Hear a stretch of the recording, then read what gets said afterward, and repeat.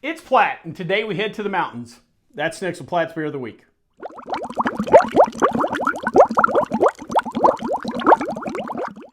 So the particular beer we have today is Infinite Haze. Comes to us from Alpine Beer Company.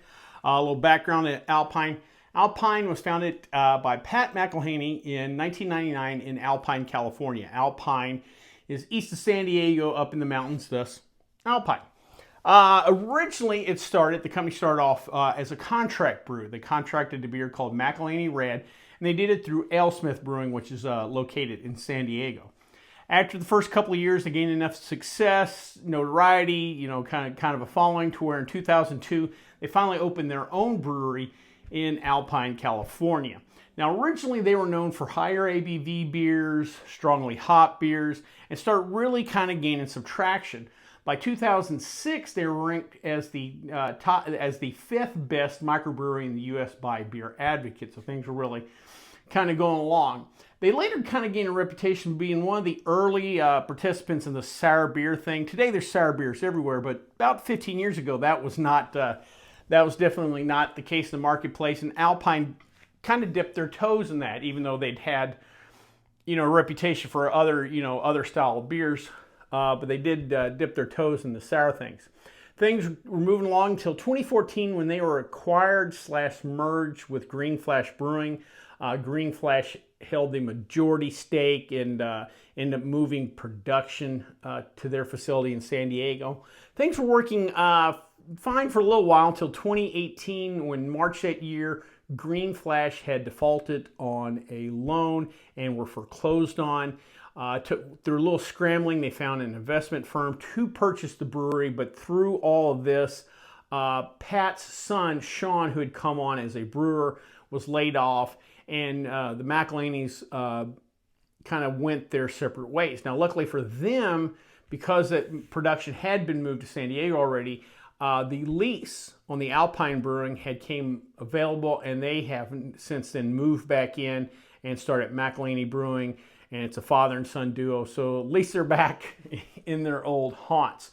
As far as the current brand, it is still under the Green Flash, corporate umbrella, whatever the investment firm is called. They have shrunk down the portfolio of beers. They're no longer doing a wide range of beers. There's actually just a total of 4 beers in their lineup, and I believe it's 1 Hazy IPA and 4 regular IPAs. Of course, we're going to try the Infinite Haze in a minute. One of their other beers is called Duet, 7% ABV. This was Alpine's original West Coast style IPA. Next is Nelson, 7% ABV. This beer is made with just a little addition of European rye to kind of give a little kick to the beer. Also, they use a New Zealand style hop, which I believe is named Nelson. So that's kind of a cool little story there. And lastly, Windows Up, 75.5% ABV. This is an IPA made with a blend of Citra and Mosaic hops. Well, before we try this particular beer, though, let's check out the stats.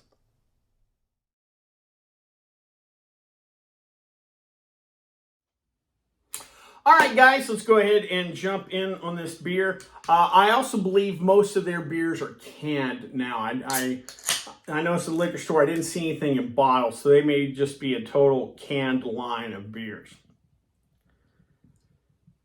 The pour, all right. Boy, nice, thick, white head of hair, a little more than a finger's worth. Slightly bit hazy. All right, the hops are there, nothing overwhelming, but there.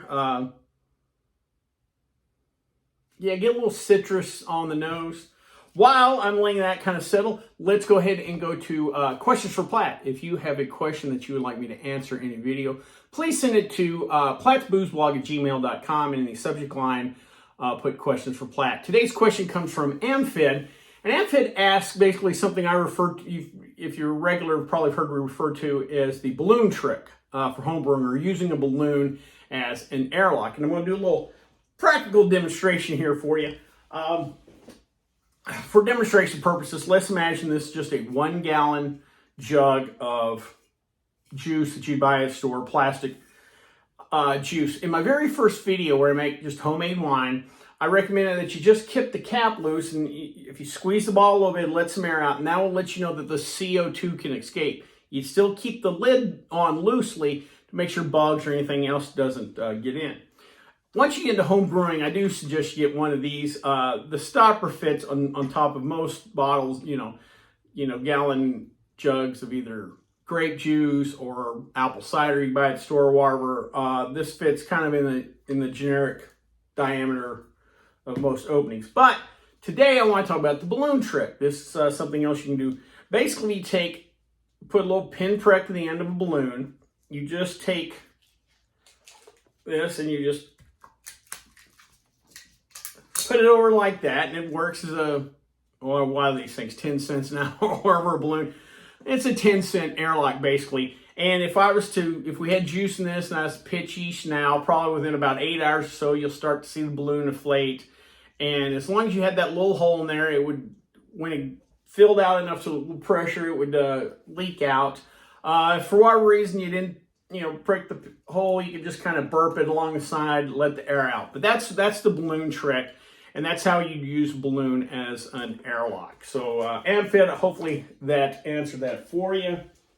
I am ready to dive into this beer. Let's jump in.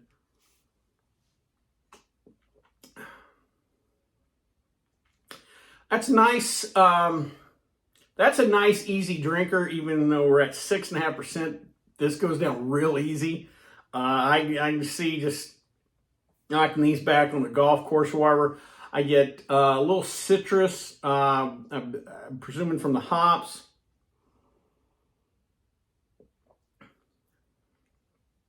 The hop flavor is muddled a little bit, like I talked about. The hop aroma was there, but it wasn't real strong. Same thing here. It's noticeable, but it's not. This is an IPA or hazy style IPA that someone newer to craft beer could get into and enjoy. It's not aggressive in any way. You know what? This tastes like San Diego or that kind of Southern California. It's real easy drinker. This is perfect for on the beach kind of thing. Just a nice little bit of hint of citrus, nice little bit of hop on the nose, nice little bit of hop flavor, but we're not going crazy with it. Now, does it stick out? Does it, make itself distinct from other beers that way? Not necessarily, but a nice, executed, really nice, easy drinking, hazy IPA with just a little hint of citrus. I think it's pretty good. Well, I hope you liked this video. If you did, please subscribe down below. Also, please like the video because it lets YouTube know we're putting out good content. If you have any questions, comments, concerns, or beers that you'd like me to try, please leave them in the comment section, or you can always contact me on the Twitter page. Till next time, bottoms up.